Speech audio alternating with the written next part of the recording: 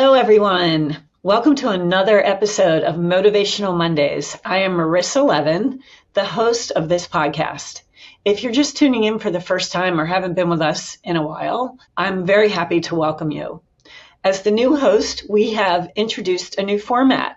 We are compressing the length of the podcast into very short, actionable bursts of information, inspiration, and motivation so that you can get what you need, learn how to apply it, and move on with your day. That being said, we are always open for feedback. And at the end of this podcast, I'm going to share the URL for a link for a survey where we can get your feedback to learn how we can be better. Life is always about evolving, and we follow that motto here at Motivational Mondays. I am so excited for our guest today. He is a world-renowned culture and leadership expert, and he focuses on something that is near and dear to my heart.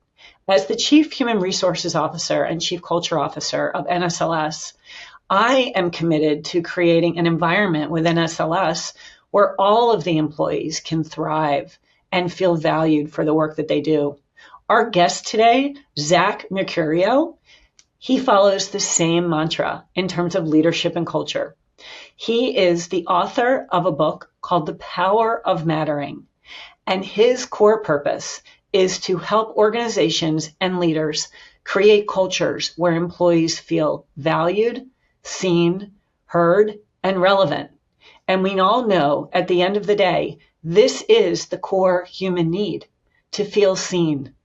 So what a beautiful honor it is for me today to introduce Zach and welcome him to Motivational Mondays as he shares his expertise and his wisdom and knowledge about leadership and corporate culture. Welcome, Zach.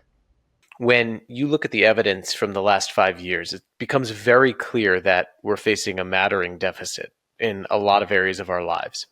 More people than ever report that they feel unseen, unheard, overlooked, ignored, undervalued, unneeded in everyday life and in the workplace. And one of the symptoms of this mattering deficit is loneliness, for example. 1 out of every 3 people listening right now feels perpetually lonely, according to the American Psychiatric Association. One of the things we've gotten wrong about loneliness is that we've told people to connect more.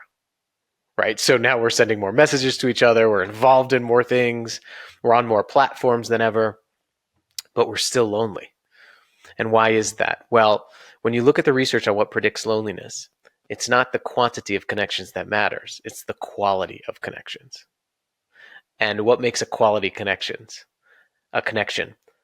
Researchers call it companionate love, experiencing the behaviors of attention, of care, of compassion, of affirmation from others. So really what's happening in our personal lives when it comes to things like loneliness is the opposite of loneliness is not having more people around you. It's feeling that you matter to the people around you, feeling significant. And so the solution for loneliness, the solution for a lot of what we're facing actually resides in our everyday interactions, how we see and hear and value the next person we interact with. And I think that's what's exciting about this topic of mattering.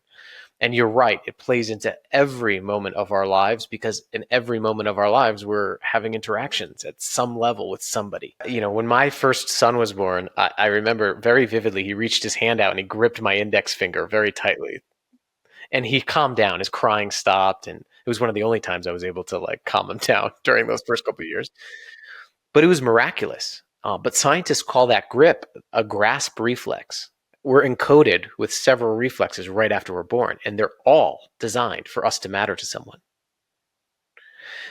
We reach out to matter before we search to eat food. Now, as we age, that instinct to matter turns into this fundamental need to feel seen, heard, valued, and needed by those around us. And the way it relates to leadership and for students of leadership is that if something's a basic human need, it needs to be a basic leadership skill. Because a leader's craft is people. And so fulfilling that basic, most fundamental need to feel seen, heard, valued, and needed has to be the priority of a leader because If someone doesn't believe that they matter, it's almost impossible for anything to matter. It goes back to that initial need that turns into the psychological need to feel seen, heard, valued. It's why when your friend passes you by without saying hi, you get that feeling, that sinking feeling. When a boss talks over you in a meeting, you get that feeling, that sinking feeling. Who am I? When someone doesn't remember when you were working on something really important, that's that instinct to matter not being met, and we react very strongly. I would say focused on your interactions. Too often we focus on what's going to happen 1, 2, 3, 4 years from now, where we want to be 4 years from now. But I would argue that you should focus on what kind of impact do I want to make in my next interaction. No matter where you're starting out, you don't need your organization's permission or approval to see, hear, value the next person you interact with. Ironically, that's what sets great leaders apart when we ask people who are the most influential people in their lives. They won't tell me that it was when they got a quarterly earnings report or had a great product launch or made a lot of money. They talk about feeling seen, feeling heard, feeling valued by someone else. So think small when you're starting out. The other thing is to ask yourself better questions. Instead of like, what do I want to do in 5 years? What kind of impact do I want to have made in 5 years? Instead of what kind of job do I want? What problems do I want to solve with my strengths? Interestingly, there's two things that happen when you ask yourself these questions. One is when you ask yourself, what kind of impact do I want to have made in 5 years? You're already assuming that you can make an impact. So it helps reinforce your own sense of mattering. The second, when you ask, what kinds of strengths do I have and what kinds of problems do I want to solve?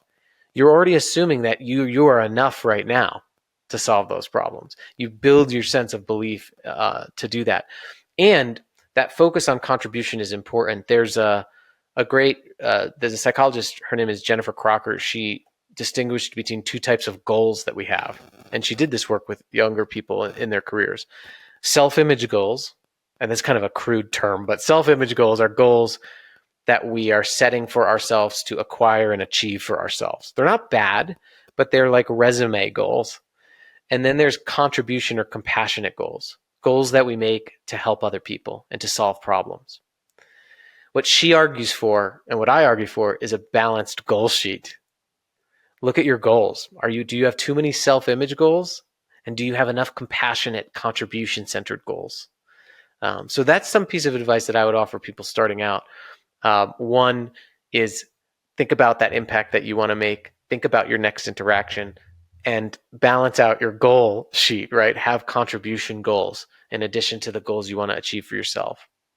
Well, that was incredibly inspirational. That's it for this episode of Motivational Mondays, and I hope you enjoyed Zach as much as I did. I feel very inspired by what he shared. Do you?